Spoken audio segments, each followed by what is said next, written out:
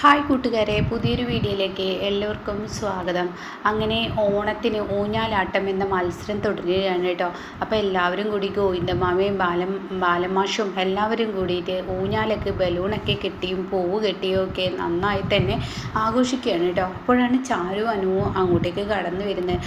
അങ്ങനെ ചാരു അനുവും പറയാണ് മത്സരം തുടങ്ങട്ടെ. അപ്പോഴേക്കും ഗോവിന്ദമാമ പറയാണ് തുടങ്ങണം, നമുക്ക് വേണ്ടതൊക്കെ ചെയ്യാൻ, ഞാൻ മുന്തിരിങ്ങ കെട്ടട്ടെ, മത്സരത്തിൻ്റെ ആ ഒരു പരിപാടി എങ്ങനെയെന്ന് പറഞ്ഞു കൊടുക്കണ്ടേ, അല്ല ഇനിയിപ്പോൾ ബാക്കിയുള്ളവരൊന്നും ഇല്ലേ. അപ്പോഴേക്കും മാഷ് പറയാണ്, അതെ എന്താ ഗോവിന്ദ, കഴിഞ്ഞ തവണ നിനക്ക് ഇത്ര ഉഷാറൊന്നും ഉണ്ടായിരുന്നില്ലല്ലോ, ഇത്തവണ എന്താ നിനക്ക് ഇത്ര ഉഷാറ്? അത് കേട്ടോടെ തന്നെ പറയുകയാണ്, അതെ ഞാൻ ഇത്ര ഉഷാറ് കാണിക്കുന്നത് എന്താണെന്നറിയോ, നമ്മുടെ പരമേശ്വരനും രൗദ്രതി അമ്മയും ഇവിടെ ഉണ്ടല്ലോ, അവർ വന്ന ഓണമല്ലേ, അപ്പോൾ അത് കെങ്കേകമാക്കണം. അപ്പോഴാണ് കേട്ടോ ഭദ്രമോൾ അങ്ങോട്ടേക്ക് കടന്നു വരുന്നത്. അങ്ങനെ അവർ അങ്ങോട്ടേക്ക് കടന്നു വരികയാണ്. പരമേശ്വരനും കിരണും അഞ്ജനയും ഒക്കെ കടന്നു വരികയാണ് കേട്ടോ. അപ്പോൾ പരമേശ്വരനും കിരണും വരുമ്പോൾ തന്നെ ഊഞ്ഞാലയുടെ മുകളിലോട്ടാണ് നോക്കുന്നത്. രൗദ്രതി അമ്മയും കൂടെയുണ്ട് കേട്ടോ. മുത്തശ്ശിയും അങ്ങോട്ടേക്ക് തന്നെ നോക്കുകയാണ്. ആസിഡ് എഴുതിയപ്പോൾ ഉരുകിപ്പോയതുപോലെ കയറ് കത്തിക്കരിഞ്ഞിട്ടുണ്ടാവും എന്ന് പ്രതീക്ഷയാണ് കേട്ടോ. അവരൊരുപാട് പ്രതീക്ഷകളോടും സന്തോഷത്തോടും അങ്ങോട്ട് കടന്നു വരികയാണ്. അപ്പോഴേക്കും ഇവർ ഇങ്ങനെ പറയുന്നുണ്ട്, ഈ കുഞ്ഞ് വന്നിട്ട് പറയുന്നുണ്ട്, ഞാനുണ്ട് ആടാൻ, എനിക്ക് ഊഞ്ഞാലാടണം. അയ്യോ മോളെ, നീ ഒരു കൊച്ചു കുഞ്ഞാണ്, നീ ഒന്നും ആടേണ്ട. അപ്പോഴേക്കും പരമേശ്വരനോട് കിരൺ പറയണം, അവൾ ആടണം, ഞാൻ ചാണകത്തിൽ മുഖം കുത്തിയപ്പോൾ എന്നെ കളിയാക്കി ചിരിച്ചത് അവളാണ്, അപ്പോൾ അവളും ആടുക തന്നെ വേണം എന്നൊക്കെ പറഞ്ഞ് പരിഹസിക്കുകയാണ് കേട്ടോ. അങ്ങനെ ഈ കുഞ്ഞു പറയണേ, എനിക്ക് ആടണം, എൻ്റെ ഒരു ആഗ്രഹമല്ലേ. അപ്പോഴേക്കും ആകാശ് പറയണു, ഓ നിനക്ക് ആടണല്ലേ, നിന്നെ കൊച്ചു കളി ഞാൻ ആട്ടിത്തരാം എന്ന് പറഞ്ഞ് ഊഞ്ഞാലിലാണ്ട് പിടിച്ചിരുത്തണം കേട്ടോ. അപ്പോൾ കിരൺ സന്തോഷത്തോടു കൂടി ഊഞ്ഞാലിൻ്റെ കരൻ്റെ മുകളിലോട്ട് നോക്കുകയാണ്. ഊഞ്ഞാലിപ്പോൾ പൊട്ടി വീഴും, ആ കുഞ്ഞു വീണാലും എനിക്ക് അത്രയും സന്തോഷം കിട്ടും എന്നതോടുകൂടി നിൽക്കുകയാണ് കേട്ടോ. അങ്ങനെ ഭദ്ര നന്നായി ആടുകയാണ്, ഊഞ്ഞാലാടുകയാണ്. അപ്പോഴേക്കും ഗോവിന്ദമാമ ഒരു മുന്തിരിക്കൊല വെട്ടി തൂക്കിയിട്ടുണ്ടാവും കേട്ടോ. എന്നിട്ട് ഗോവിന്ദമാമ പറയുന്നുണ്ട്, ഈ മുന്തിരിക്കൊല ഇവിടെ ഞാൻ തൂക്കിയത് വെറുതെ ഒന്നുമല്ല, ഈ മുന്തിരിക്കൊല ആരാണ് ഊഞ്ഞാലാടി ഇതിൽ നിന്ന് കടിക്കുന്നതെന്ന് നോക്കട്ടെ, കടിച്ചാൽ ഫസ്റ്റ് ജയിച്ചാൽ ഒന്നും കൂടി ഉയരത്തൊട്ട് ഞാൻ കെട്ടും എന്നും ഇങ്ങനെ പറയുന്നുണ്ട് കേട്ടോ. അപ്പോഴേക്കും ഭദ്രമോൾ ഇങ്ങനെ ആടാണ്. എന്നാൽ ദേവി ഒരു സൈഡിൽ നിന്ന്, ഭദ്രേനെ ദേവിയായി വന്നൊരു സൈഡിൽ നിന്ന്, എന്തായാലും ഊഞ്ഞാലാട്ടം നടക്കട്ടെ അത്യാവശ്യമാണ്. അപ്പോഴാണ് കേട്ടോ ബാലമാഷ് പറയുന്നത്, അല്ല ഇനി വീട്ടിലെ ബാക്കി അംഗങ്ങളൊക്കെ ഊഞ്ഞാലാട്ടത്തിന് പങ്കെടുക്കുന്നുണ്ടോ എന്ന് അറിയോ, എവിടെ അവളൊക്കെ ശ്രേയയും അരവിന്ദനെയൊക്കെ. അപ്പോഴേക്കും അത് അശ്വതി ചേച്ചിയും ആൻറ്റിയും കൂടിയിട്ട് അപ്പുറത്തോട്ട് പോകുന്നത് ഞാൻ കണ്ടു. അമ്മയെ ഞാൻ വിളിച്ചു വരാമെന്ന് പറഞ്ഞ് പോവാണ്. അപ്പുറത്താണെങ്കിലോ ശ്രേയ, അരവിന്ദൻ, അതുപോലെ ചാരുവിൻ്റെ അച്ഛൻ, പിന്നീട് ഹേമ, അശ്വതി, ഈ രമേശ്, ഇവരൊക്കെ കൂടി വലിയൊരു സെറ്റ് തന്നെ തയ്യാറാക്കിയിരിക്കുകയാണ്. അപ്പോൾ ഹേമ പറയാണ്, ആ ചാരുവിൻ്റെ പണിയാണ് ഈ ഊഞ്ഞാലാട്ടം, ഈ ഊഞ്ഞാലാട്ടത്തെ നമ്മൾ പേടിക്കേണ്ടിയിരിക്കുന്നു. അത് കേട്ടോടെ എന്തിനു പേടിക്കണം, അതിൻ്റെ ഒന്നും ആവശ്യമില്ല, എന്തിനാ പേടിക്കേണ്ടത് എന്നൊക്കെ ശ്രേയ പറയാണ്. അവൾ സെറ്റ് ചെയ്തത് കൊണ്ട് തന്നെ അതിൽ നമ്മൾ തോൽക്കും എന്നുള്ളത് ഉറപ്പാണ്. അതുകൊണ്ട് നമുക്ക് നാണം കെടാൻ പറ്റത്തില്ല, നമ്മൾ തോൽക്കുമെന്ന് മനസ്സിലാക്കി നമ്മൾ എന്തെങ്കിലും ഒഴിവുകൾ പറഞ്ഞ് ഇതിൽ നിന്ന് ഒഴിവാകുകയല്ലേ നല്ലത്.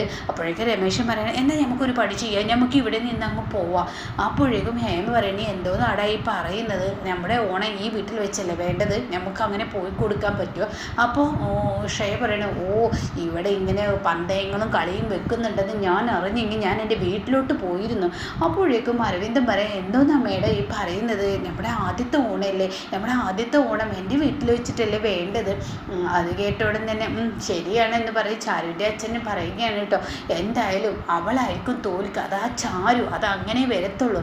അത് കേട്ടോടെ തന്നെ പറയുന്നത്, എങ്ങനെ വന്നാലും എങ്ങനെ ഇതാക്കിയാലും നിങ്ങളൊക്കെ എന്തിനാ ആ ചാരുവിനെ ഇങ്ങനെ പേടിക്കുന്നത്, മത്സരത്തിൽ പങ്കെടുക്കണം, എന്നുവെച്ചാൽ ചാരുവിനെ കടുത്ത ശിക്ഷ അങ്ങ് കൊടുക്കണം, അവളെ തോൽപ്പിക്കണം, അവൾ ഇത്ര വലിയ സംഭവമാണെന്ന് അവർക്കിടയിൽ തോന്നിക്കരുത്, അങ്ങനെയൊക്കെ പറയുന്നു കേട്ടോ. അപ്പോൾ അങ്ങോട്ടേക്ക് ചാരു കടന്നു വരികയാണ്. എന്താ നിങ്ങളെല്ലാവരും ഇവിടെ തന്നെ ഇങ്ങനെ നിൽക്കുന്നത്, നിങ്ങൾക്ക് എന്താ ഈ പരിപാടിയിൽ പങ്കെടുക്കൊന്നും വേണ്ടേ, അവിടെ നിങ്ങളെ വെയിറ്റ് ചെയ്ത് എല്ലാവരും നിൽക്കുകയാണ്, ഊഞ്ഞാലാട്ടമാണ് ഫസ്റ്റ് തുടങ്ങുന്നത്, അപ്പോൾ അതിൽ വിജയിക്കണം, നിങ്ങൾ വരുന്നില്ലേ? അപ്പോഴേക്കും ഹേമ പറഞ്ഞു, പിന്നെ ഞങ്ങൾ വരാതെ ഞങ്ങളില്ലാത്തൊരു മത്സരമോ എന്ന് രമേശൻ പറയുകയാണ്. എന്തായാലും മത്സരത്തിൻ്റെ ആ ഒരു ഇതൊക്കെ നിങ്ങൾക്ക് അറിയുമോ എന്ന് ചാരു ചോദിക്കുകയാണ്. ഫസ്റ്റ് ഊഞ്ഞാലാട്ടം ഒരു സെറ്റായിട്ട് ഓരോരുത്തരെ തിരിച്ചു വെച്ചിട്ടുണ്ട്. അപ്പോൾ ആ സെറ്റിൽ ഇങ്ങനെ ഒരു മുന്തിരി തൂക്കിയിട്ടുണ്ടാവും. ആ മുന്തിരി ആദ്യം കഴിക്കണ ആരാണോ അവരാണ് ഫസ്റ്റ്.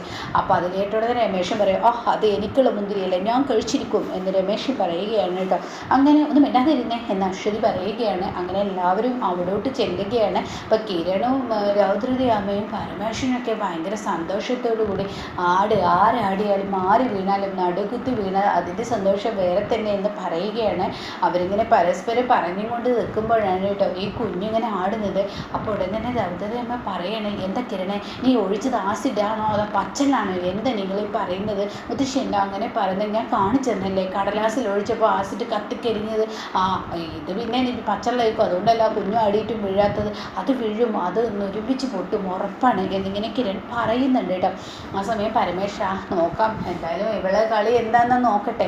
അപ്പോഴേക്കും ചാരു പറയണേ, ഞാൻ ആകാശേട്ടൻ അനു ഒരു സെറ്റ്, അതുപോലെ തന്നെ രൗദ്രതി അമ്മയും കിരണും അഞ്ജനയും പരമേശ്വരനും അല്ല കുഞ്ഞും ഒരു സെറ്റ്, പരമേശ്വരനെയും മുത്തശ്ശിയും കൂട്ടുന്നില്ല എന്ന് പറയുന്നുണ്ട്. അവരൊക്കെ കാഴ്ചക്കാരായിക്കോട്ടെ. പിന്നീട് ശ്രേയ മേഡവും പിന്നെ അരവിന്ദനും ഒരു സെറ്റ് ആകുമ്പോഴേക്കും ഉടൻ തന്നെ ചാരുൻ്റെ അച്ഛൻ പറയും, ഞാൻ എൻ്റെ മോളുടെ കൂടെയാണ്, എൻ്റെ വളർത്തുമകളുടെ കൂടെയാണ് ചാരുൻ്റെ അച്ഛൻ പറയൂ കേട്ടോ. അപ്പോഴേക്കും ഹേമയും രമേശനും അശ്വതിയും ഒരു സെറ്റ് ആയിക്കോട്ടെ എന്ന് പറയാണ്. അങ്ങനെ ഫസ്റ്റ് ആട്ടം എന്തായാലും ഇനി ചാരു തന്നെ ആവട്ടെ എന്ന് എല്ലാവരും കൂടി പറയുകയാണ്. അങ്ങനെ ചാരു ഊഞ്ഞാലാട്ടം തുടങ്ങുന്നു. 1.5 സ്പീഡിൽ ഊഞ്ഞാലാട്ടുകയാണ്.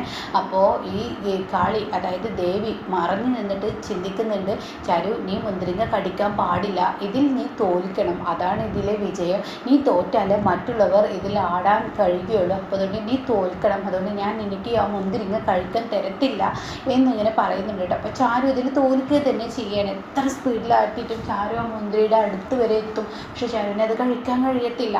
അപ്പോൾ അതങ്ങനെ പോവുകയാണ് കേട്ടോ. പിന്നീട് ആടുന്നത് ശ്രേയാണ്. ശ്രേയ ആട്ടി തുടങ്ങുമ്പോഴേക്കും ശ്രേയയുടെ ഉള്ളിൽ പിടക്കുകയാണ്. അപ്പോഴൊക്കെ കയറ് പൊട്ടുമെന്ന പ്രതീക്ഷയോടുകൂടി കിരണം പരമേശ്വരൻ നിൽക്കുന്നു, പൊട്ടുന്നില്ല.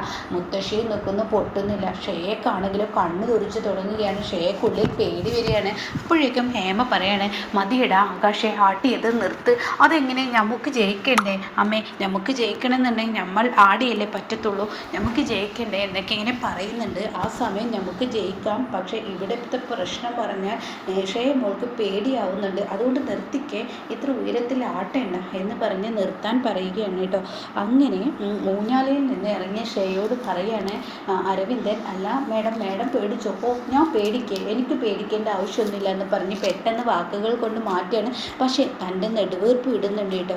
എന്നാൽ ഈ സമയം പിന്നീട് അശ്വതിയാണ് ആടുന്നത്. അശ്വതിക്കും ആ മുന്തിരി കഴിക്കാൻ കഴിയില്ല, അശ്വതിക്കും ആ മുന്തിരി കിട്ടുന്നില്ല.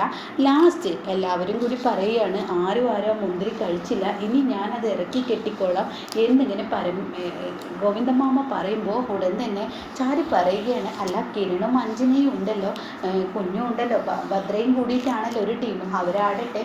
അപ്പോഴേക്കും കിരൺ ആടും. അത് കേട്ടോടെ തന്നെ കിരൺ അയ്യോ ഞാനില്ല. അപ്പം അഞ്ജന പറയുന്നത്, കിരൺ നീ എന്തെങ്കിലും നോക്കി നിൽക്കുന്നത്, നീ തന്നെ ആടണം, നീ നോക്കി നിൽക്കാതെ. അപ്പോഴേക്കും പരമേശ്വരൻ പറയണ, എത്ര ആളുകളും ആടിയിട്ടും ആ ഊഞ്ഞാൽ പൊട്ടിയില്ല, ഇനിയിപ്പോൾ നീ ആടിയാലും പൊട്ടത്തില്ല, നീ പച്ചളാണ് അതിൽ ഒഴിച്ചു വെച്ചിരിക്കുന്നത്, അതുകൊണ്ടാണ്.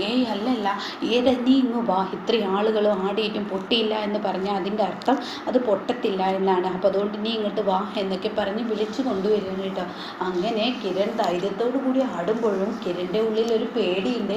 അങ്ങനെ നീ തന്നെ ജയിക്കണടാ. അപ്പോഴേക്കും രൗദ്രതി അമ്മ പറയണേ, 1000 പറയിലെ ഒരാൾക്കും ആ മുന്തിരി തൊടാൻ കഴിഞ്ഞില്ല, എന്നാൽ ഈ രൗദ്രതിയുടെ കുടുംബത്തിന് അതിന് കഴിയും, എൻ്റെ കിരൺ മോൻ ജയിച്ചു വരുന്നത് കാണിച്ചു തരാം എന്നൊക്കെ പറഞ്ഞ് ഊഞ്ഞാലിൻ്റെ സ്പീഡ് കൂടി വരുമ്പോൾ കയറ് ദേവി പെട്ടെന്ന് പൊട്ടിക്കുകയാണ് കേട്ടോ. നടുക്കുത്തനെ ഇവിടെ വീഴുകയാണ് കിരൺ. നടുമുത്തി വീഴുമ്പോൾ എല്ലാവരും ഓടി വരികയാണ്. അയ്യോ കിരൺ എന്ന് പറഞ്ഞ് ഓടി വരുന്നുണ്ട്. എല്ലാവരും കിരണിനെ പിടിച്ച് അകത്തോട്ട് കൊണ്ടിരുത്തുകയാണ്. ഇതേ സമയം അഞ്ജനയും രൗദ്രതി അമ്മയും പരമേശ്വരനും കൊണ്ട് ഇരുത്തുമ്പോൾ ഉടൻ തന്നെ, എടാ നിനക്ക് വേദനിച്ചോ? പിന്നെ വേദനിക്കാതെ മേലൊന്ന് വീണാൽ വേദനിക്കില്ലേ എന്നൊക്കെ പറഞ്ഞ് കിരൺ ചൂടാവുകടാ. ആ സമയം വെറുതെ അല്ലടാ നീ വീണത്, നിന്നെ ഞാൻ സമാധാനിപ്പിക്കാൻ വന്നപ്പോൾ നീ എന്നെ വഴക്ക് പറയുന്നു എന്ന് പറഞ്ഞിട്ട് പെട്ടെന്ന് അഞ്ജന അവിടെ നിന്ന് പോവുകയാണ്. ആ സമയം കിരൺ മുത്തശ്ശിയോട് പറയാണ്, നിങ്ങളിപ്പോൾ എന്താ കാണിച്ചത്? അപ്പോൾ മുത്തശ്ശി പറയണേ, എടാ നീ ആ കയറ് പൊട്ടുന്ന അറിഞ്ഞപ്പോൾ നിനക്ക് ഇത്ര സ്പീഡിൽ ആടേണ്ട ആവശ്യം ഉണ്ടായിരുന്നില്ലല്ലോ, നീ എന്തിനാ ആടിയത്? അതേ മുത്തശ്ശി, എനിക്ക് ദേഷ്യം പിടിക്കുന്നുണ്ട്. മുത്തശ്ശി എന്താ പറഞ്ഞത്? 1000 പറയില്ല ആരും ജയിക്കത്തില്ല എന്നൊക്കെ പറഞ്ഞിട്ട് എന്നോട് സ്പീഡിൽ ആടിക്കോ, എൻ്റെ മോൻ ജയിച്ചു വരും എന്നൊക്കെ പറഞ്ഞിട്ട് എന്നെ സ്പീഡിലാട്ടിയിട്ട് ഇപ്പം നിങ്ങൾ എന്നെ കളിയാക്കി ചിരിക്കുന്നു, എന്നെ പരിഹസിക്കുന്നു എന്നൊക്കെ പറയുകയാണ് കേട്ടോ. ആ സമയം അത് പിന്നെ എന്നൊക്കെ പറഞ്ഞ്, എടാ ആരാ പറഞ്ഞത് ആ കയറ് പൊട്ടുന്നു? എന്തായാലും എനിക്ക് ഹോസ്പിറ്റലിൽ പോകണം. ഹോസ്പിറ്റലൊന്നും പോകണ്ട. അപ്പോഴേക്കും ചാരു അഞ്ജനയും വീണ്ടും കയറി വരണം. അപ്പോൾ ചാരു ചോദിക്കുക, കിരണേ ഹോസ്പിറ്റലിൽ പോകണം? എനിക്ക് കാര്യമായ കുഴപ്പമൊന്നുമില്ല. എന്ന് നിവർന്നൊന്ന് കിടന്നേക്ക്? ഇല്ലല്ല കുഴപ്പമൊന്നുമില്ല. അല്ല ഇനി അടുത്ത മത്സരം തുടങ്ങുകയാണ്. അയ്യോ ഇവളെന്തിനാ ഇവിടോട്ട് വന്നത് എന്ന് പറഞ്ഞാൽ അഞ്ജനയെ വഴക്ക് വരികയാണ്. അപ്പം അഞ്ജന, എന്തിനാ നീ ഇങ്ങനെ കിരണിനെ കളിയാക്കുന്നത്? ഇല്ലല്ല ഞാൻ കളിയാക്കിയില്ല, ഞാൻ കാര്യം പറഞ്ഞത് കിരണിന് പറ്റിയില്ല.